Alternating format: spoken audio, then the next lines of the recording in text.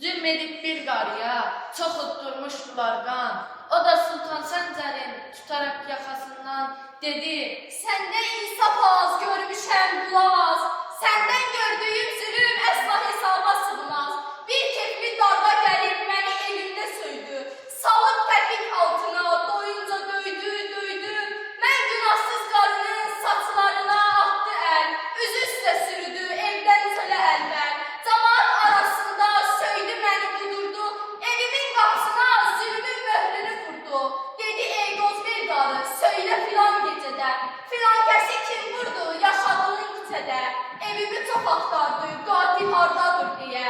Ey padişah, bu həqarət sığarmı yerə göyə? Darvanın sərxoşluğu olmuş bu işə maya.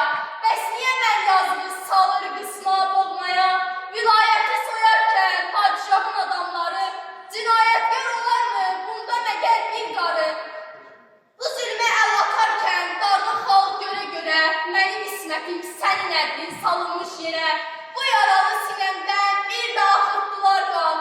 Özümü itirmişəm, qalmamışdır məndə can. Ey şah, dada çatmasan, qəlbim olurkən kabab. Qiyamətin günündə çəkilər səndən hesab. Ah, səndə nə ədalət, nə mərhəmət görürəm. Mən səndə sonsuz zülüm və əziyyət görürəm. Rəiyyətə hər zaman kömək etməli padişah. Səndən xarlıqdır gələn olğundan acaq. Bir hünər deyil Allah yetimlərin malını. Buna mərdlik deməzlər düşün işin dalını. Çatdırıb qarıları qırdırma gəl acından. Onların gəl utan bir qar kimi ağ saçından. Sən bir qulkən edirsən padişahlıq iddiası.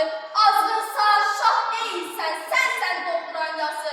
Padişah öz ölkəsini görmək istəsə aba, etsin rəiyyətini gərək məsud, gərək şad. Ta ki hamı hökmünə etsin hörmət, əysin baş. Könüllər onu bilsin bir dost, sirdaş. İşlərin də aləmi alt üst eyləmsən sən. Söylə bir özlüyündə nə hünər göstərmisən. Bir zamanlar Türkləri çox yüksək bir dövləti, bəyənildi hər yanda ölkəsi, ədaləti. Zalımlığın bəllidir, işin peşən talandır. Sən ki hintli quldursan, Türk olmanın yalandır. Ölümün də dağıldı şəhərlinin evi sənin əlinlə. Əkincinin xırmanı dərsiz qaldı səninlə. Ölümün dəhşətindən qorxub bir hesab apar. Növbə sənə də çatar, əlini eylə hesab. Ədalət çırağındır yolunda olmanaşı. Bugünündür sabahın ən mehriban yoldaşı. Qarıları sözünlə şad et, sevdir özünü. Sən bu qoca qarının unutma gəl sözünü.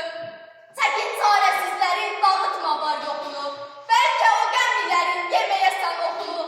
Sən ki hər bir bucağa ox atırsan bu qədər.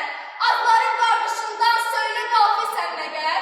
Unutma ki aləmi atmağa bir atarsan. Dünyada zülm etməyə yaranmış məgər insan. Sən hökümdar olmuşsan, yetişəsən haraya. Daim məlhəm qoyasan, ürəkdən yaraya. Hər zaman rəiyyətin diləyinə qulaq as. Ürəkdən məzlumların ürəyinə qulaq as. Çox danışdın, qal, yetər, bu şairlik ilhamı. Qana dönmüş qəlbinə qan qoymuşdur Nizami.